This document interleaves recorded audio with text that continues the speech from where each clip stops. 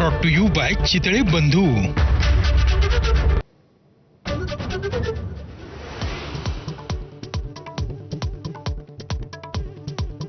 मराठा आरक्षणावरून भुजबळांचे मराठा समाजातील ज्येष्ठ नेते माजी मुख्यमंत्री केंद्रीय मंत्र्यांसह धुरीणांना सवाल। 10% आरक्षण, ईडब्ल्यूएस आरक्षण नकोच का? ओबीसी मधून समावेश हवा का? भूमिका स्पष्ट करण्याचं भुजबळांचं आव्हान।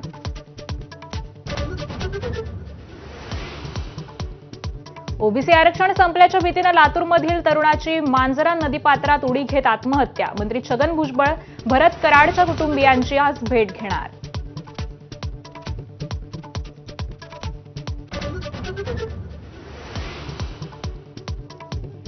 ठाकरे बंधूंच्या प्रदीर्घ भेटीनंतर नाशिकमध्ये आज दोन्ही पक्षांचा संयुक्त मोर्चा। नागरी समस्यांना वाचा फोडण्यासाठी शिवसैनिक आणि मनसैनिक रस्त्यावर उतरणार।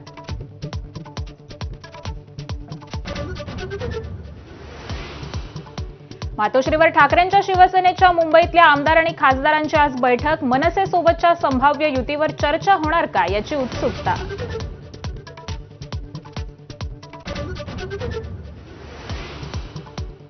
सोलापूरच्या कुरडू गावातील मुरुम उपसा बेकायदेशीरच, तहसीलदारांचा अहवाल माझाच्या हाती। गावकऱ्यांनी अहवाल फेटाळला। 2026 पर्यंत उत्खननाला परवानगी असल्याचा दावा।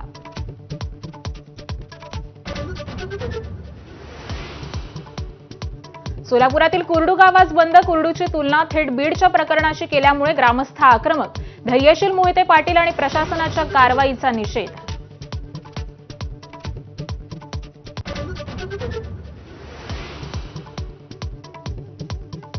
आयसिसच्या 2 दहशतवाद्यांचा मुंबईत होता घातपाताचा डाव। दिल्ली पोलिसांनी केलेल्या चौकशीत माहिती उघड। आफताब आणि सुफियान या दहशतवाद्यांच्या टार्गेटवर होती मुंबई।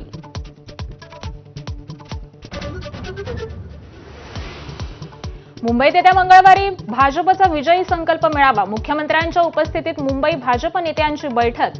मुंबई मनपासाठी भाजपची मोर्चे बांधणी।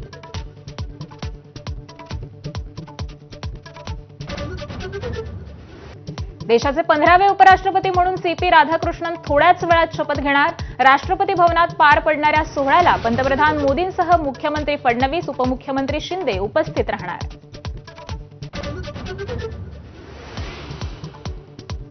अतिवृष्टीनंतर सोलापूर शहर आणि जिल्ह्यातली पूरस्थिती ओसरली। सोलापूर धुळे महामार्गावरचं पाणीही उतरलं। शेतीचं मोठं नुकसान।